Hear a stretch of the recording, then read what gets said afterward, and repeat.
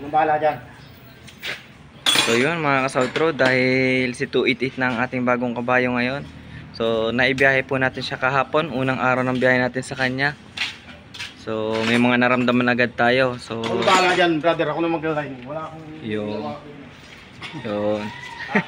So nai-road test na rin na. Oh, shout out kay Boss G. Nai-road test na natin siya kanina kasi naobserbahan natin dun sa balikan na biyahe natin kahapon. May tumagas dun sa makina niya sa ibabaw sa may nozzle ng diesel. So ang lakas ng tagas ng diesel, tapos nag-low power siya. So malayong malayo yung dati niyang takbo ko para sa ngayon. Pero anyway, okay lang dahil inoobserbahan natin kung anong mangyayari dun sa makina niya. So ayun yung naobserbahan natin. So ginawa na kanina ni brother. Ito itong nakakalikot. So ginawa na, wala na yung taga. So nai-road test na rin namin. So ngayon ang sabi is yung preno naman daw alanganin na yung lining. Kaya ngayon niliningan nila ngayon. So ayan siya. Ayos. So ayan, kabilaan po yung laliningan natin ngayon. So sa kaliwat kanan sa pangunahan na gulong. So ayan mga ka-Southroad, ang pangilalim ni 288. So sa mga hindi pa po nakakaalam kung ano bang meron kay 288, si 288 po ay air suspension, airbag. Hindi po katulad ni 517 na lip spring suspension o mulye lang po yung kanyang suspension sa pangilalim. So kung makikita natin, ito ang 200 series na Hyundai dito sa DLTV ko ay 100% kung masasabi na napakaganda po talaga ng air suspension niya. Nakikita niyo naman mga ka-Southroad yung airbag niya. So malaki. So kaya talagang hindi mo ramdam ang kanyang lubak. Maramdaman mo man yung konting may mga nakalug-kalug lang, pero which is normal naman yon, minor lang. Pero yung laro ng suspension niya is maganda. So ayan, nakalitaw ang kanyang stick bearing ngayon. So dahil hugot nga po yung gulong natin, so ginagawa.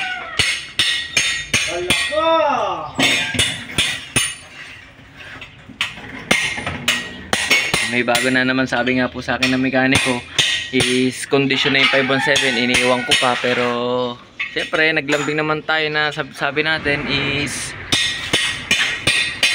may bago na naman silang eco-condition. So siyempre maraming salamat sa ating mga mekaniko na laging nandyan nakasuporta sa bawat bus na inahawakan natin para makondisyon at ligtas tayong mga mananakay. So ayan,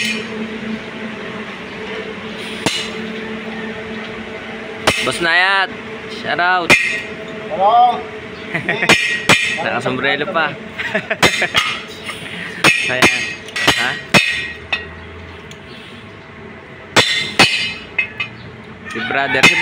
Si brother po yung gumawa kanina ng leak natin sa diesel. So siya po ay matagal ng mekaniko. So ilang taon na brother? 6. Isang taon at kalahati. Eh sheesh! Isang taon at kalahati ka na magre-retiro. Malapit ka na magretiro. Isang taon at kalahati na lang, retirado ka na. Hindi mga ka-Southroad, matagal na yan. Marami na retransportasyon na pinanggalingan tong aming mekaniko na to, si brother. Ayan. Mga bike. Mga bike daw po ang ginagawa niya. Mga sprocket. Ayan.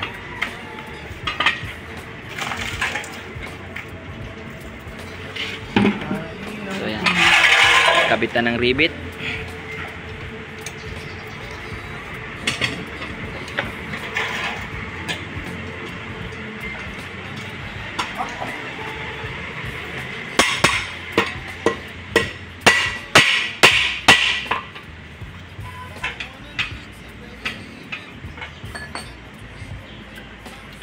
So yan, alam niyo naman na yan guys, mga improvised na tools natin dito sa Batangas. So kaya lang pagka nagre-rivet ng brake lining.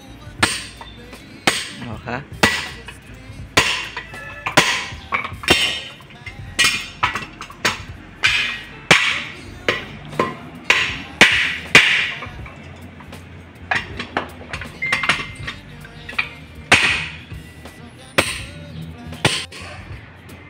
So yan mga ka-South Road, so pakita natin yung engine bay niya. So ito yung ginawa kanina ng ating mekaniko. So nakikita niya parang mga basa-basa na yan guys. So dyan umaagos yung diesel kahapon. So kaya siguro naglo-low power din siya. Ayan. So ngayon, na-road test na namin. So hindi naman siya nagbasa. Ibig sabihin, meaning to say, so wala nang umaagos na diesel sa kanya. So may ginawa siya dito sa main nozzle yata. Yan banda, niretight nila yan. Tapos basta may ginawa pa sila dyan. Ayan.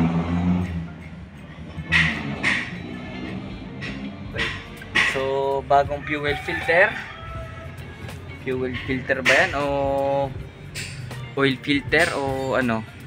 Fuel filter yata yan guys eh. So ayan. Nandun pala ang oil filter natin. Ayan.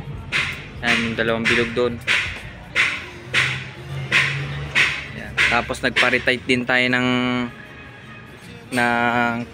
pambelt dahil natunog-tunog siya. So baka mamaya biglang tumalon, delikado. Paputulan tayo ng pambelt. Nako, magkakaproblema na naman tayo sa makina. Ayan. Okay. So all goods naman to, itong makina na to guys. So sa takbuhan, pero malalaman pa rin natin mamaya pag biniyahin natin mamaya or bukas, malalaman natin kung gumanda na rin ba ang takbo, pero sana hindi na lang siya low power. Kasi talagang sa ahunan talaga ka-South Road eh, talagang iyak tayo. Gumagapag talaga tayo. Na-overtaken tayo ng mga trailer eh. So yun mga ka-South Road, dito yung unang araw ng pagpapagawa natin dito sa Volbok base kay 288. So syempre pagkatapos silang i-condition yung ating bus na 517 is yun nga lang, lumipat na tayo ng 288. So may panibago na naman tayo ipapakondisyon.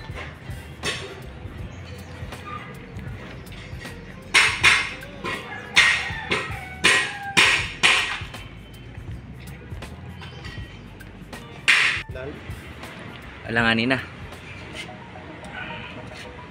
Ito mga nabis, pag sinilip mo rito, talaga nakakatakot ng i-release.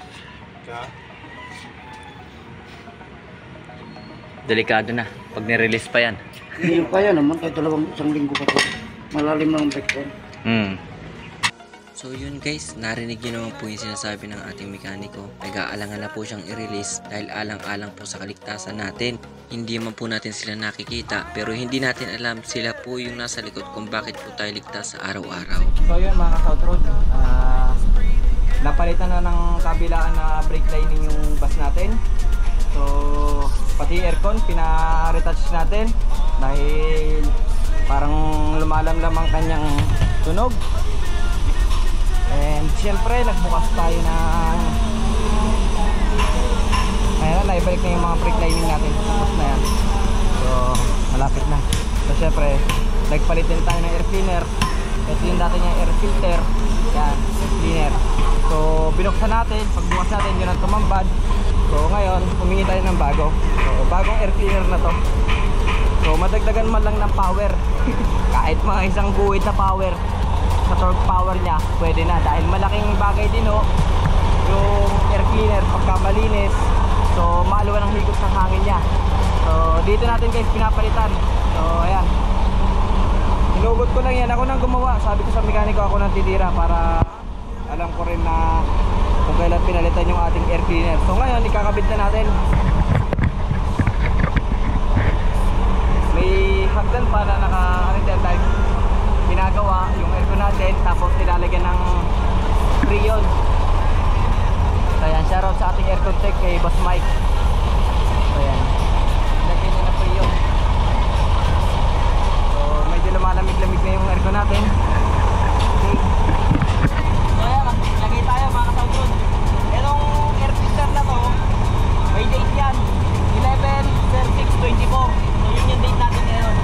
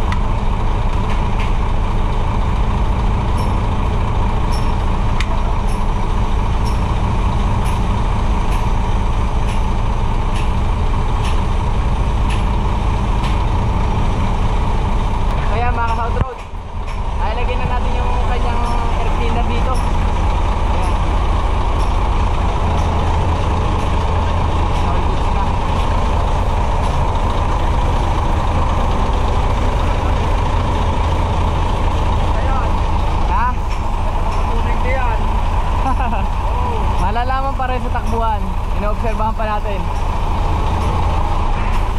Hindi, maganda pa katawan sa tunay niya. Oh, malinis pa ang body. Oo. So ayan, all goods, bagong brake lining. Atras na, thank you. So sara na natin to. So tapos na ang gawaan. So sara na natin to.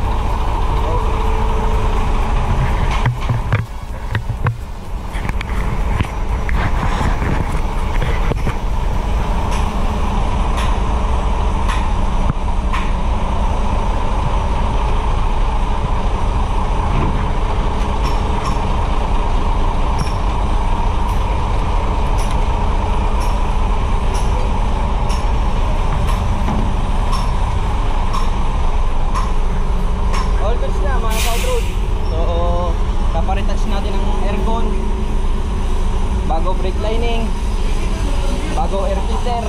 Sir, ayos na. Thank you. Salamat.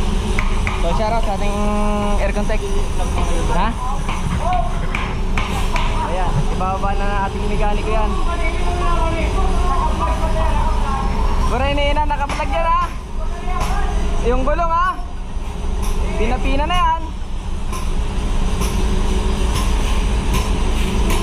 So, ayan. So siyempre maraming salamat sa ating mga mekaniko. Sir! Tama ba ka? Tama? Paakit na? Palo? Pababa yun, yung palo, yung pababa. Pag... Baka nga eh. Wala natang point finger dyan. Meron kaya? Sige, pagka ibig sabihin, pagka yun ay umangat na lang, di... Ano? Basta pag bumaba, itigil mo na. Hindi, pag bumaba ngayon, ibig sabihin na palo. Pero pagka umangat siya, bigla yung pumunta sa taas, ibig sabihin wala na siyang palo. Ihinto ko na yun. Pagka, yun nga lang, pagka may umex ng ibang driver, puta, ba't pababa ang palo ng langis dito? Sige, sige. Ner, thank you. Thank you sa inyo. So yan mga katrod, nakalabas na si 288 sa motor pool. So bye bye. So maraming salamat sa mga mekaniko natin. Ayan pala oh.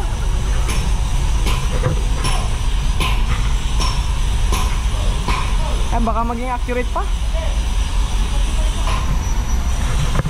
So yan mga katrod, may ihahabol pa tayong isang trouble sa bus natin dahil baliktad kasi yung palo ng oil pump natin sa panel board. Pag binobomba doon, ayan o, iaakit ko pa. Iaakit mo lang dito. Mamaya, napasok rin na. O sige, maya na. May huling hahawakan pa dyan. Yung sa oil sender, baliktad eh. So ayun wait natin bago i-release. Pagagawa muna natin yung oil gauge pump doon sa panel board. Baliktad po kasi yung gana niya. Pagka bumobombay lang is pababa ang palo ng gauge. So papakita natin mamaya. Are, pakita na nga natin ngayon para may idea rin tayo. So ayan guys, ito yung kanyang oil pump. Pag binomba ko yung RPM, pababa yung palo niya. So yun yung susubukan natin paggawa ngayon. Gumagana naman siya. Yun nga lang, baliktad po yung palo ng kanyang oil pump. Dapat yan, pag binomba ko yung RPM, papalo siya pataas. Pero ayan, pababa ang palo niya. Ayan. Okay.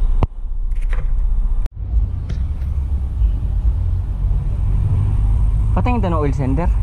Ito yung sensor, oil pump. Oil sender yan yung palo ng langis. So ayan mga kasatrod, ito yung gagawin sa kanya. So papalitan daw ng oil sender. Ayan. At baka malfunction yung oil sender niya. Baliktad kasi ang palo eh. Ngayon kung hindi magkaig titignan natin. Okay, titestingin. Pero kung ganun pa rin, di ang mahalaga gumagana. No, Ner? Titignan lang natin, susubukan natin kung kayang gawin na accurate. Kasi mas maganda kung accurate siya eh. Para pag may ibang driver na sumampa, di alam din nila.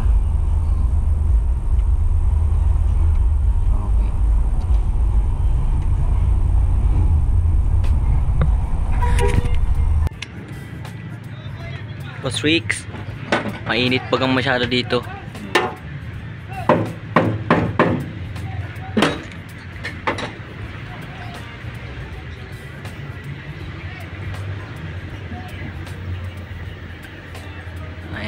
malapit na. Ilalagay na lang guys yung wire ng... mag-electrical. Siya nga tatao. Oo. Ay, siguro sa sunod na araw ano ko sa kanya. Oo. Huwag mong patagalin nga ba ano? Oo. Kung hindi na talaga naano yung gamit. Magandang wala kang iniisip pag nabiyahe ka. Kaya nga eh. Naka-monitor pa naman yung bus na yan. So yun mga ka-South Road, inabot na tayo ng umaga no, bago makapag-update sa mga naging pagpapagawa natin dito sa 288. So nakita nyo naman kung paano natin asikasuhin noon si 517. Ganon din naman po ang ginagawa natin pag-aasikaso kay 288. So may nararamdaman tayo, may naobserbahan tayong mga hindi ka nais-nais, kaya nakita nyo naman po kahapon pinagawa natin. So ngayon naka one way na po kami. So all goods naman si 288 nagawa naman. So pati yung sa electrical, yung huli natin pinagawa, yung all gauge pump niya dito, ito pakita natin. Ayan. So ito, nagawa naman ho siya. Yun nga lang talaga mga ka-South Road, gumagana naman siya, may trigger naman na nare-receive yung oil sensor doon sa likuran. Yun nga lang mga ka-South Road guys, baliktad nga lang talaga yung function niya. So pag ni-revolution natin, so papabalan talaga yung laro niya. Papabalan talaga yung laro niya. So pero hindi naman siya sumasagad ng baba. So basta ang sabi naman sa akin ng electrical, so wala naman ako dapat ipangamba dyan. So dahil working naman daw, working na nababasa naman ng gauge natin ng sensor na gumagana yung langis, umiikot. So wala tayong dapat ipag-alala sa kanya. So ayun lang. So far gawa na. So ginagawa lang natin ngayon. So iahapit natin ng biyahe si 288 para nang sa gano'n naman is kumita yung ating bus at hindi yung puro na lang, dahil alam naman natin galing sa overhaul si 288. So kailangan ibawi natin sa naging gastos ng may-ari. Kailangan ibiyahe natin, pakitain natin yung bus. So syempre still inoobserbahan ko pa rin ng makina, baka mamaya may bigla na naman lumabas na mga unexpected troubles. So ayun lang. So ngayon nandito tayo mga ka-South Road sa CCP. So pangalawa na tayo sa nakapila doon. Kaya nagpi-prepare na tayo, nagbuhay na ulit ako ng makina, warm up na tayo, pangalawa na tayo sa pila. So ayan mga ka-South Road, tayo ay pipila na sa Buendia Terminal. So hanggang dito na lang po siguro yung ating video muna, yung ating for today's video. So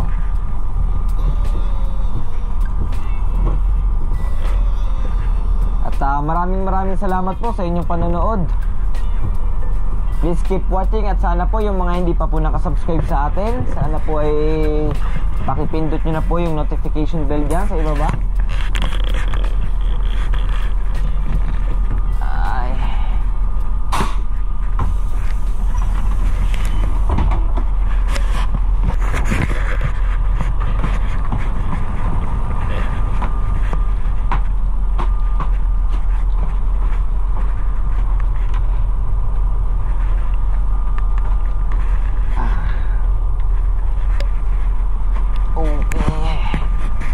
Nahirapan tayo mag-set up ng camera.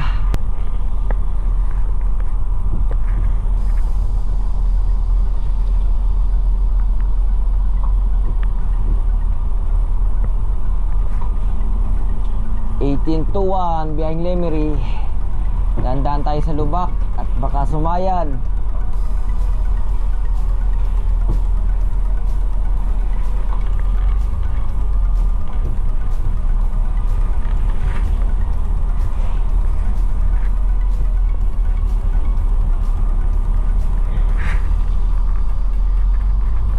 So yan mga ka-South Road, ito rin kasi yung kagandahan kay 288. So talagang napakaganda po ng air suspension niya, talagang pangmalakasan.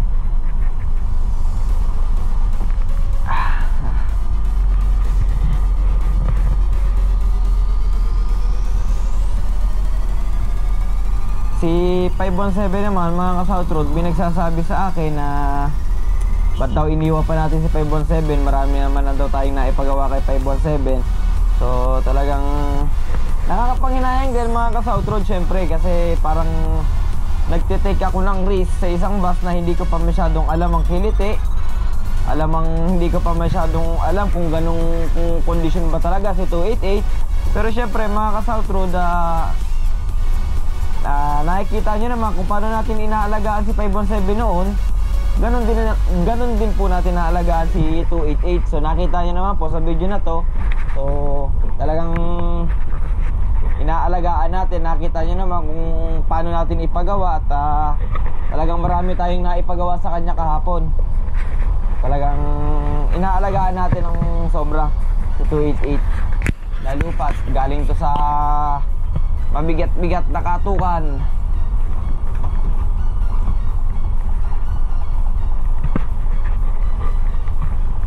So ayun, syempre mga South Road, so hindi na natin patagal itong video nito. Hanggang dito na lang. Salamat po sa panonood.